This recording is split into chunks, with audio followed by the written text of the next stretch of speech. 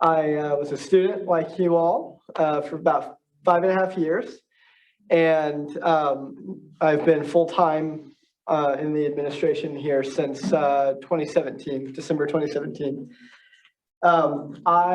Just to kind of give you, to build upon what Alika said, to give myself a sense of credibility in this area, I have been at Fuller online since September 2018.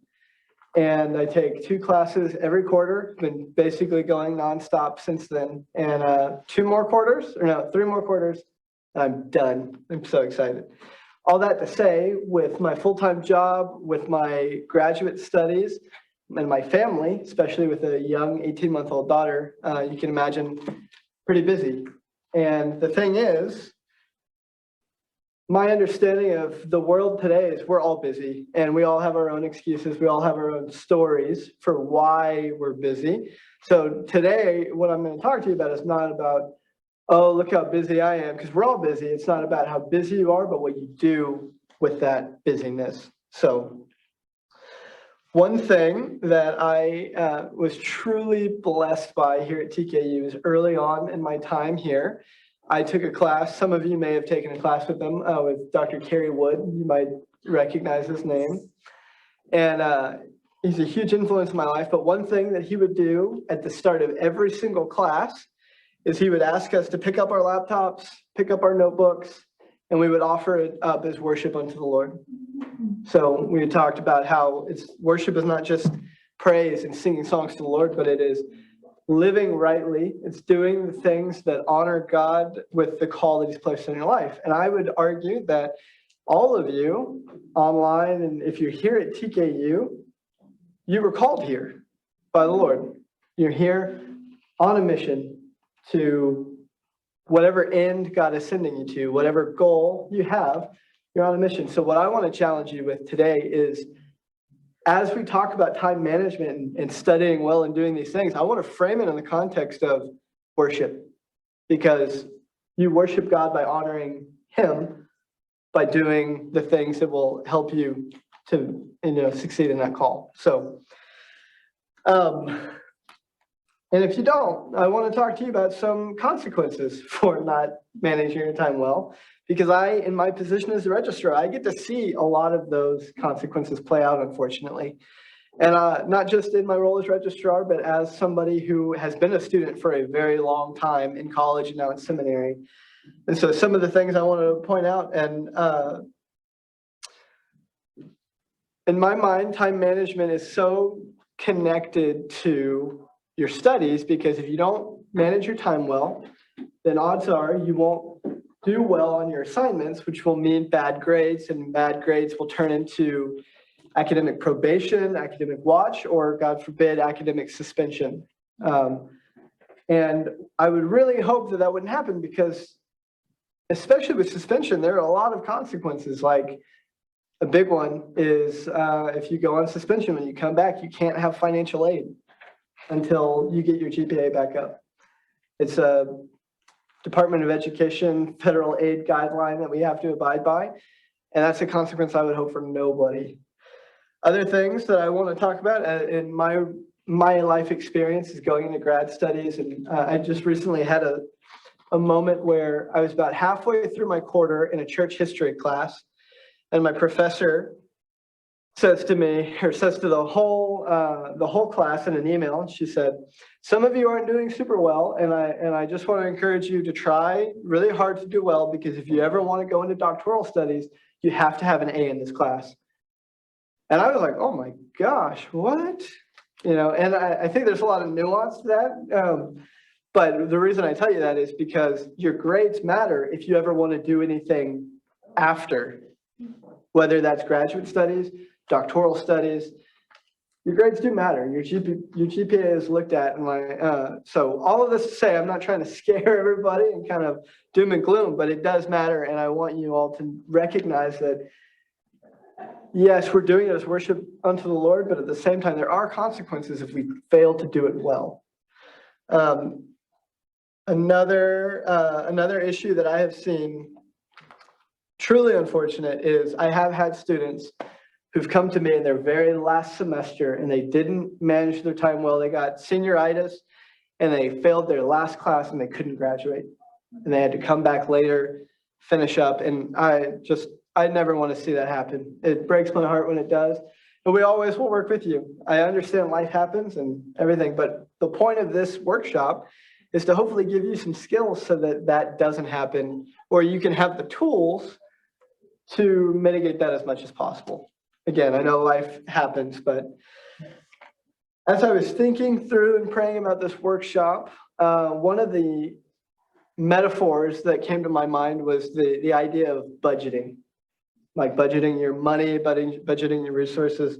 And time management is a lot like budgeting. And the reality is, I know that there are probably at least one or two people, whether online or here in the room, that you're looking at me and you're listening to me and you're thinking, yeah, well, I do well enough. I don't really need to manage my time better because of writing papers at 4 a.m. the day it's due. I'm really good at that. That gives me motivation. And I hear you. I'm very frustrated to say I have lots of friends and family who live that way, and they do well. They get good grades and everything. But if you were that person, what I'm talking to you about right now is not how can you do better, although time management skills will make you do better. But just like with budgeting your money, if you have all of your money set aside for all of your different bills and you have nothing left over, what happens when an emergency shows up? What happens when you get COVID? That happened to me last year. I had to take an incomplete in my class for the first time in my whole academic career because I got COVID and I just couldn't do anything. What happens when the night of your paper being due, one of your close friends comes to you and says, I need you right now. Things are bad. I need your help. And you have to respond. And the truth is, we have very gracious professors. But again, in my department, the registrar's office, I have seen when people rely on the grace of others and it doesn't come through. And they don't have that extra time.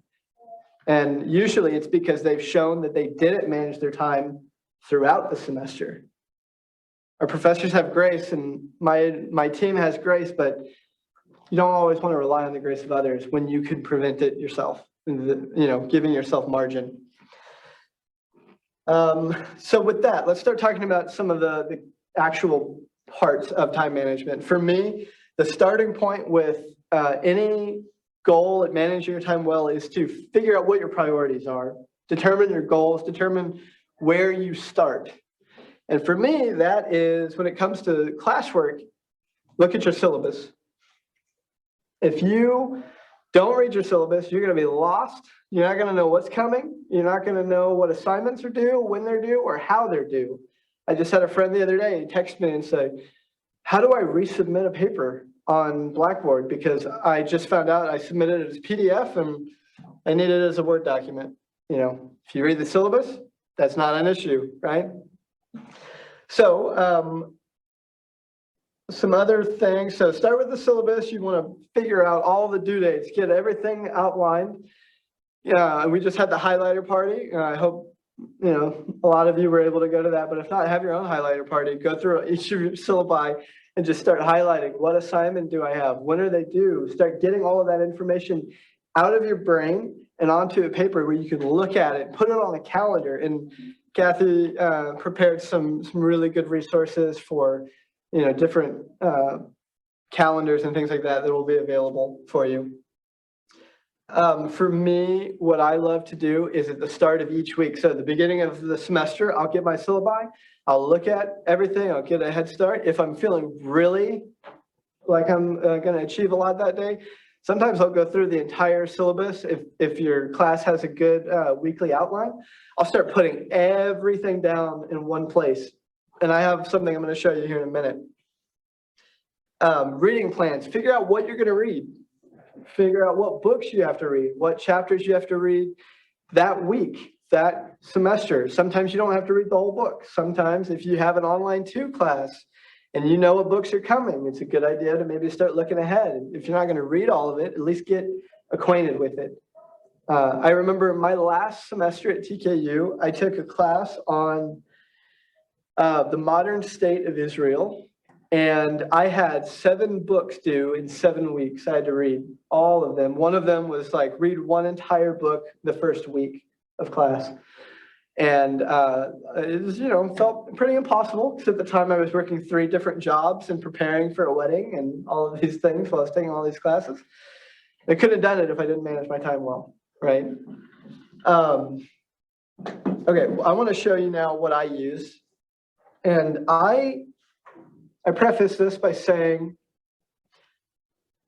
I know that my way of approaching things may not be the best way for you. And we're going to talk about that a little bit, but I'm giving you what I have learned, what I've experimented with, what I've found that works for me, in hopes that you can glean from it. And if it doesn't work, I encourage you to find a way that does. So I use personally, both in my work life and my personal life, I use this website called Asana, asana.com. And what I have right here is I have a, this was back when I took Hebrew. This is a really good example for me because I was taking Hebrew, which if you haven't taken Hebrew, it's hard, especially if you're an English speaker, or really probably anybody, but if you've never been in that kind of language, it's very hard, and it's exponentially more difficult when your daughter is born in the middle of that class. And if you had kids, you don't sleep. And so learning a language and caring for a newborn when you're running on 2 hours of sleep every day is challenging. But this website helped get me through. So what I have here, this was almost 2 years ago now that I took this class. So all of these are marked complete because I have already finished the class. But essentially, Asana is free. There is a paid version, but the free version is totally perfectly fine for this type of work. You go in, you create an account, you can create different projects. And for me, I have created a project for every single one of my classes that I've taken at Fuller. Yes, and MDiv is very long. It's about 30 classes that I have to take. It's pretty ridiculous. You can create a project, and within that project, you can create subsections, and then you put the tasks within each week. So Fuller's on a 10-week quarter. And so I just went through into the beginning of every quarter. I go in and I just create a subsection for every week. Week 1, week 2, week 3. I know how many weeks there are going to be. And then, like I said, if I'm feeling particularly gung-ho that time and I have a lot of time ahead of me, I'll go through and I'll start adding everything that I can see on the syllabus, on the due date, and all of that. More often, what I do is week to week. Sunday comes around, or Monday morning comes around, and I'll open up Canvas. We use Canvas. For you, it'd be Blackboard. And I'll just take a look and see, what do I have ahead of me this week? What types of things am I going to have to do? When are they due? And everything like that. So you can see here, week 1, we had a lot of videos that we had to watch. We had to practice writing the alphabet. I had my initial discussion board post. I even write out my responses to remind me this is everything that I have to do. Get really granular with it. And within Asana, you can even, depending on how you want to use this software, you can assign yourself. You don't really need to do that if you're not working with other people, but you can add due dates and it will email you reminders. Hey, this is due tonight. And I have used that in the past. I don't always use that feature, but it is really helpful. So all that to say, that's one of the most important things you can do with managing your time well, is actually know what you have to do.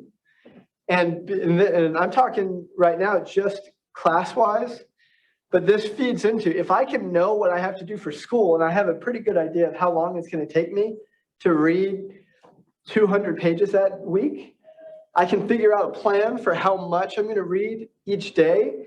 And like I said, I have a family. I have to come home. I have to feed my daughter. I have to put her down for bed. I have to give her a shower, or not a shower.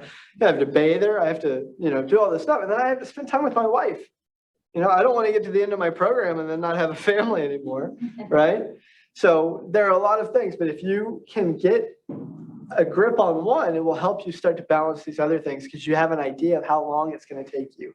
That's really important. I'm going to stop sharing that now. Another thing I like to do is, along with that weekly to-do list, is get a reading plan like I mentioned.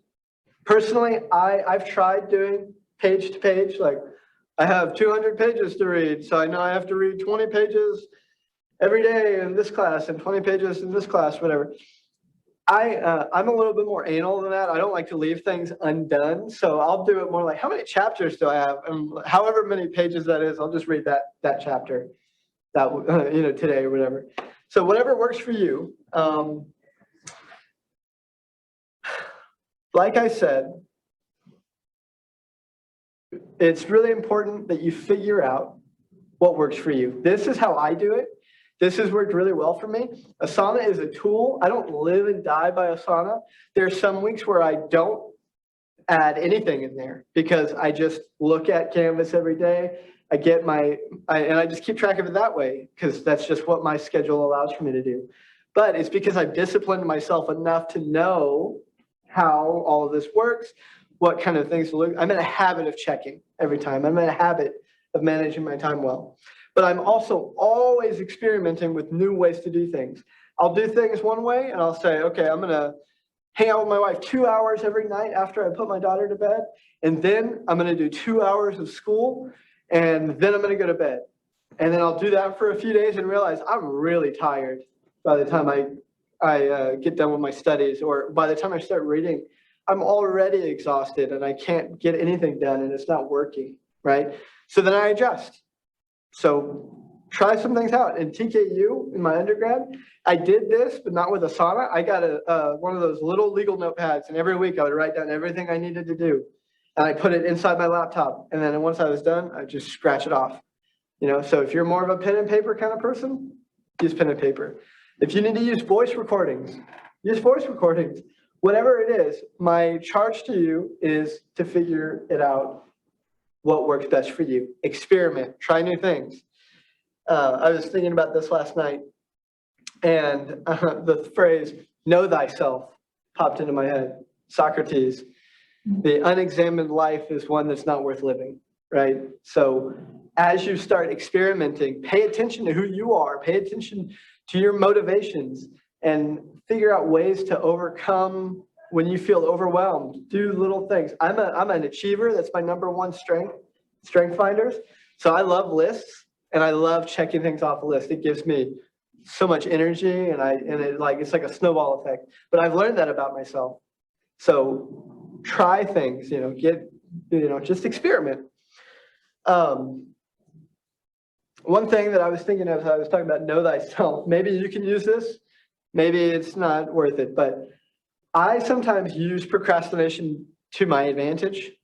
If I get through a day and I'm just drained emotionally and mentally or whatever, and I come home, the house is a mess, because if you have an 18-month-old, literally your house is always a mess until she goes to sleep.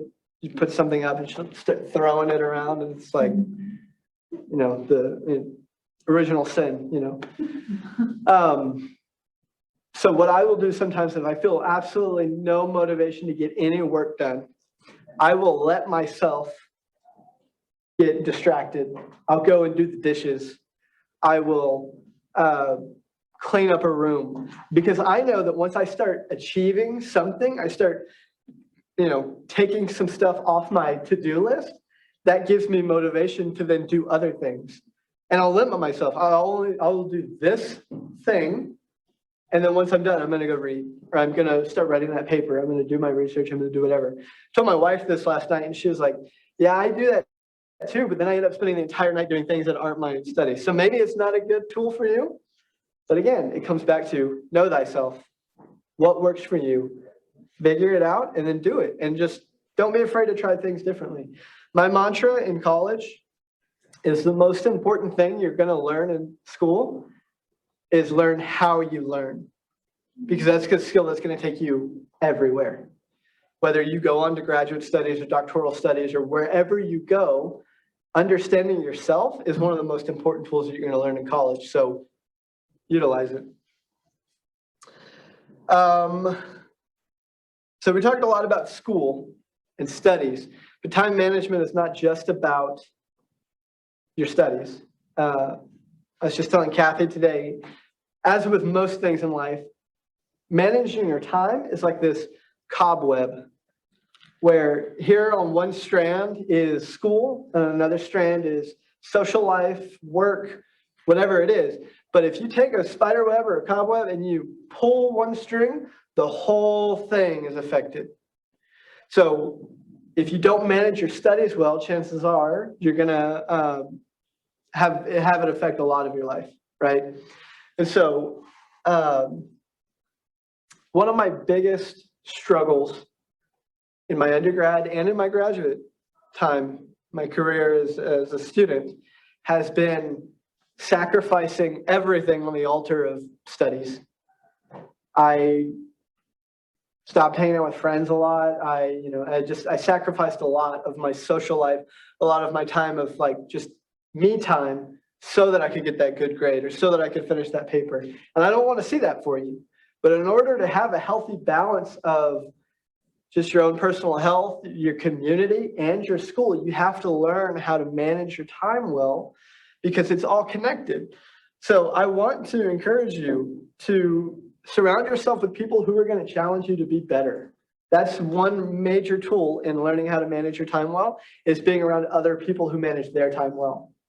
Because I've been in that season where all of my friends didn't manage their time well, and we got nothing done. The beginning of my undergrad career, I slacked off a lot, and I paid the price. My wife and I, when we got married, it was right around the time I had just graduated, and then our bet was to see who had the better GPA by the time she graduated the next year, and she beat me because that beginning time in undergrad, I slacked off, and she's never let me live it down. So don't be like me. I had a friend, though, who was so good with his studies and his personal life that I wanted to be around him all the time. He inspired me to be a better person, be a better scholar, be a better student, be a better friend, because he would just have these blocks where he would say, okay, this is my time for study. And he would have everything down. He would get it all done. And he would do it so that, in his words, I don't know how theologically correct this is, but when it come time for Sabbath, he would say, my Sabbath is doing whatever I want to do, because that is how I feel at rest. So if I want to lay in bed all day, I'll lay in bed all day. Or if I want to party hard, I'll party hard. And that was his Sabbath. But the only way he could do that is by spending all that time throughout the week getting things done so that he had that space. So like I said, going back to the budget, you do these things, you get all your tasks ahead of you, and you figure out how much time you have. You do it so that you have margin, so that you can rest, so that you can go to bed at a decent time. And on that note, please go to sleep, get sleep, please. I know, as somebody who still struggles with this, you're not at your best self when you're tired. It's like that Snickers commercial, except instead of being hungry, you're tired. Maybe you're both, but get some sleep. It's a really crucial part of everything that we're talking about. And make time to have fun. Manage your time in your studies so that you can have time to be with your friends. I love to read. I love to read fiction when I'm not reading for school. I like to play video games. I love to watch movies. Whatever it is that gives you rest, make time for it. But you have to make sure that you're balancing everything so that you aren't making so much time for yourself that your grades fall behind. Getting close to time, I think. So what I want to encourage you, I only have a couple more points that I want to talk about. But if you find yourself struggling with your time management, I want you to know Student Success, this team right here, they're phenomenal. They can help you. They have resources for you to help with managing your time. The administrative team at TKU, whether it's financial services or the registrar's department, you find yourself in a pickle, come and talk to us too. If it's not just a personal matter of like, I'm not managing my time well, like, you can always talk to me too. I love to talk about that. But if it's like a real significant issue and you need more time in a class, or you need an exception to a policy or whatever, like, we're here as a resource to you. My job is to help make sure that you graduate. That's what I do. And so use us. And also, I'm honestly shocked at how often this happens that I can see. If something comes up and it's beyond your control or whatever, talk to your professor. Keep your professor in the loop. If you're struggling with class, I'm always so shocked with how many people will come to me and say, hey, I need more time, or this is going on. I'm like, have you asked your professor for help, or have you let them know what's going on? No, I don't want to bother them. Like, no, like, you're not a bother. You need to talk to them. So please find support when you need it. The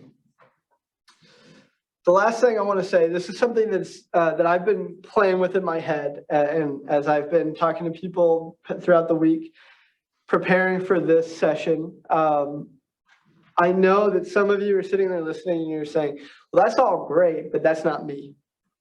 My brain doesn't work that way. That's not who I am. And I want to push back on that a little bit and say that wasn't me either. But again, going back to this idea of you're here at TKU because you have a call to be here, right? And we as Christians, everybody in this room and online should know part of the Christian life is being transformed. It's becoming better than who you were, going from the kingdom of darkness to the kingdom of light. And so I've been thinking about this concept of a friend and I, we were talking about how a mantra that we often hear is like, Christians will say, well, only God can change me. Only God can change my heart. And that's true. But I had read this book by James K.A. Smith called You Are What You Love. And if you haven't read it, I highly recommend it. It's an incredible book. But the premise of the book is that it's all about habit-forming discipleship. And he says, you do what you love, and you are what you love. So basically, his whole argument is that instead of Christianity being this intellectual endeavor, it's also a habitual one. It's an embodied practice. And as I talked to my friend, and he said, only God can change me. I said, yes. But what if God changes you through your habits sometimes? Mm-hmm. Not everybody is transformed in an instant. Sometimes this is something that I've been walking through. I've been somebody who's been kind of non-denominational, Pentecostal, charismatic my whole life. And there's not a lot of liturgy. There's not a lot of habitual rhythmic practices. And there have been many times when I've just felt more hungry for God, more like, God, I need more passion for you. And I can't do it just, well, I wish I was more passionate. But what God has been leading me through is leading me into these rhythms, these habits. So what my challenge to you is, I just pray, ask the Holy Spirit to lead you. And I want to challenge you to try new things. I know a pretty popular book that we have around at Gateway and at TKU is Dr. Caroline Leaf's something to rechange your brain. What is it? Rewire your brain. Something like that. Dr. Leaf. Yeah. Isn't that the name of it? Clean up your mental mess. Yeah, something. She's got a lot of books on kind of these habit forming principles. But I want to frame it in the context of discipleship.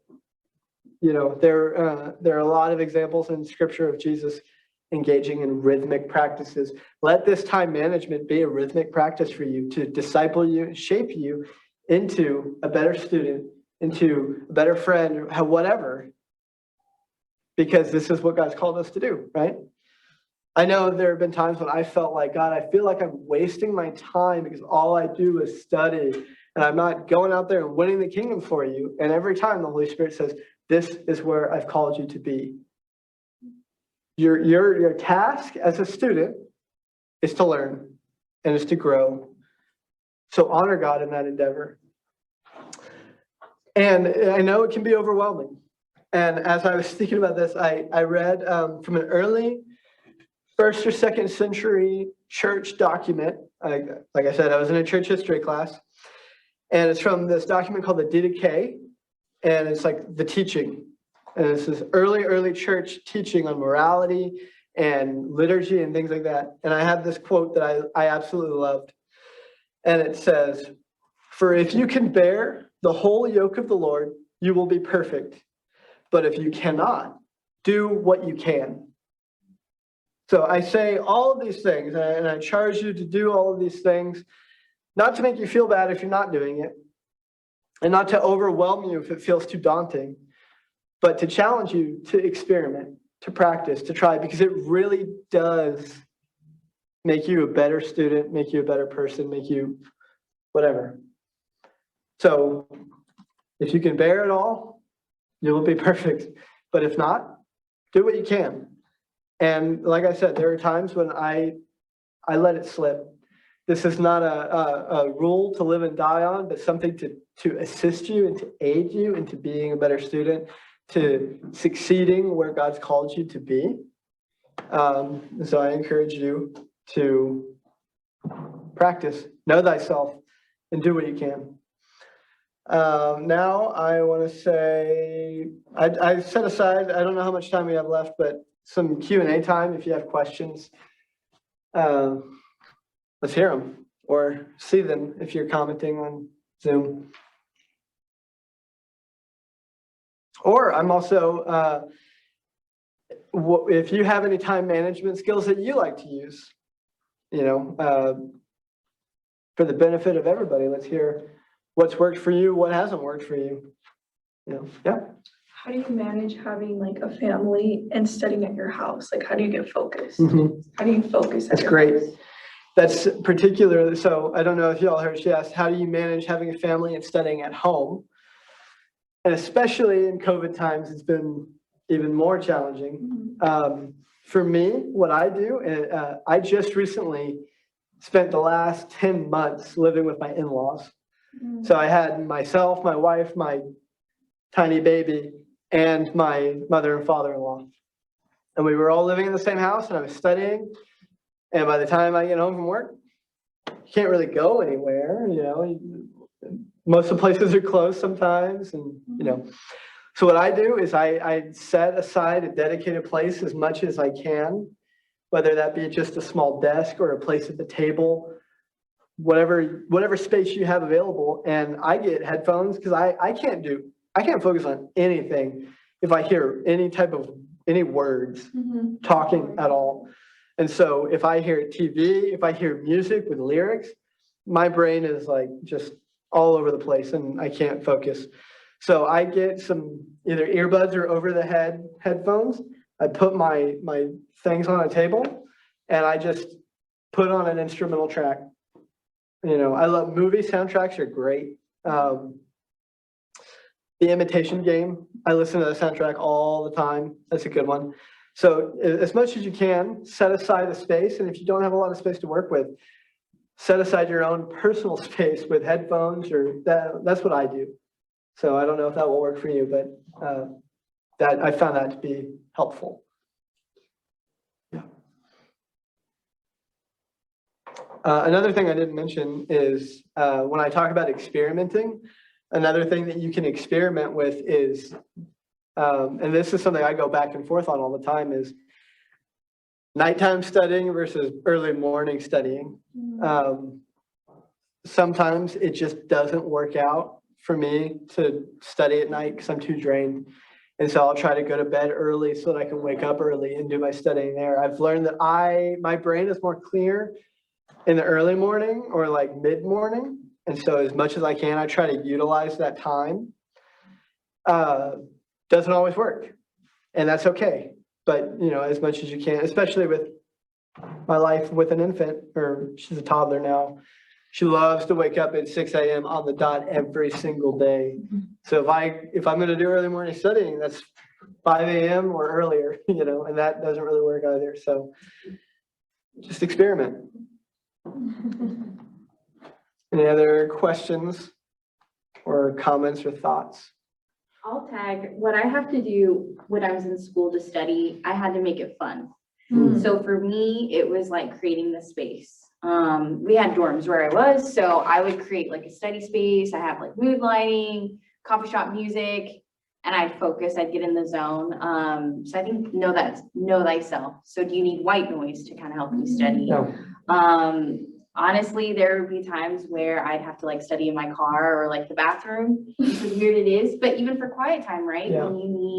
When there's an invasion of space, if you're with your family, there's a lot going on. Sometimes it is the restroom. Yeah. Like that is the only place, like in the bathtub, put some pillow. I've seen people, I haven't done this, but I've seen people do it, where that was their study space or their prayer space or whatever it could be. So just making it fun. That was something I did, and I have to color code because if I see a different color, that in my mind helps me to know this is what it is. Because I have a lot of things on my plate outside of TKU, personal life, everything. So when it's color coded, I can assign a meaning and I know, oh, okay, this is this category of my life. This is this category of that. So I compartmentalize a lot, probably too much, but I compartmentalize a lot. And it helps me. And then just like Derek said, when I was a freshman, I'll never forget my biology professor said, studying is an act of worship, which is what he was saying earlier. And that shifted the way I looked at studying and my education, because prior to that, I felt this like dichotomy of, oh, I've got to go to all the Bible studies. I've got to do this and I got to go to worship and it's really fun and studying's not that fun and whatever. I'm in college, but I went to a Christian college. And when my professor said that, something in my heart shifted. And I realized, you know what, God called me to education. And at that time, I did not like school. I didn't think I was going to be in school. I thought I was going to be traveling the world, doing whatever I wanted to do. And he was like, no, you're going to get an undergrad. Then he was like, and you're going to get a master's and you're going to be in education for a long time. And that was something that I realized was a part of my calling. And just sit with it. You know your own like areas of weakness, but God does too. And so he multiplies it, not the weakness, but his strength in you. And some of it is going to be diligence, having to make, a planner, having to color code, having to do a lot of steps to keep you on track. And you're going to mess up too. It's a part of the process, but that's what time management has looked for me. And I'm still practicing it. There's still stuff I forget. And I'm like, how did I forget? So I write it down as much as I can. And then I have people to help me when I forget. So it's really great. Yeah. On that note, I'll say, at the risk of sounding too weird, my best reading time is done in the bathroom. I'll turn on the exhaust fan and I'll just, because it just puts my brain in this mode of like hyper focus. Yep. And there have been times when my wife has come into the bathroom and she's like, what are you doing? And I'm like laying in the bathtub, just reading. It's real. And it's like, I don't know what it is, but I just read better in the bathroom. One last thing that I'll say, and I know this is not realistic for everyone. This is something that I've done, but I just to give you kind of another look at the way that my brain works. When I knew that I was starting seminary, I used some of my loan money to buy my iPad Pro, and I got this app called Notability. And you don't have to have an iPad to use it. I think it does. I know for a fact it exists in the Apple Store on your phone, and I don't know for sure, but I'm pretty sure that it's on Android, Google Play Store, or whatever. I love it because I can use my Apple Pencil to write all the stuff down. But what I did is when I knew I was starting seminary, I made the investment on this iPad. I got this app, and I have put every single thing in this app for my seminary degree. You can see I have almost 1,400 notes. Some of those are entire books. So I created a subject for every single one of the classes that I've taken. And on top of my weekly typing out everything that I have to do in Asana, I also go through it if there are any PDFs or at Fuller, most of the reading materials that I need are in the library as an ebook. And a lot of those you can download as a PDF. So I will go through at the start of every week and I will start gathering all of the PDFs, all of the reading materials, and I will put them into this app so that as I go through, so I sit down and sometimes it takes like an hour and I'll type out everything I need to do, and I'll get all my resources together in one place so that I know when it's time to start, I've got it all together. I've got it ready to go. So yeah, like I said, I'll go through and you can see like I've got like week 3 intro, and I'll get all that together, and all of these things are week 3 items all the way up until week 4. So I just wanted to show you that. And if you have questions at all about my app usage or which apps I use or how I do it, I'll talk about that for my dying days. So we do have an online question. One of the questions is, can you talk about surrounding yourself with like-minded people if the class is online? Mhm. Like, how do you connect with people who can encourage you? Yeah, when it comes to online studies, I feel that because my entire degree at Fuller has been online. It's not, obviously you're at a disadvantage in some ways because you don't have people around you that you can meet face to face with.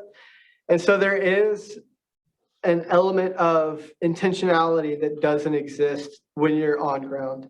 So you have to take it upon yourself. And I know all the introverts in the room are going, you have to take it upon yourself to reach out and make those connections into, so it's probably going to look different. I don't know that I have a great answer for what might work for you in particular, but you know the people in your life,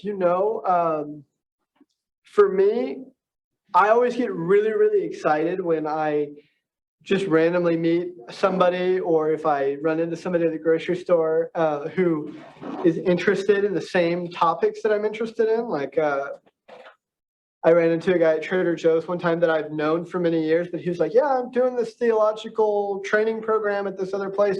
And I was like, let's talk. Let's get together. Let's do these, like, I just recently met another online Fuller student who also lives in Texas. He lives in Euless, and we connected for the first time. So really, it's just that intentionality. You kind of have to take it upon yourself to reach out and to, as you pay attention to the people around you, if you see somebody who's also in school and they're good studiers, do that. And also ask the Lord to bring people into your life that will help you. I really believe that God honors your calls for friendship and for like-minded, iron sharpens iron. So ask the Lord for other iron in your life. So. Okay, I'm gonna wrap up because I know some of you guys have a class. Thank you so much, Derek. That was great.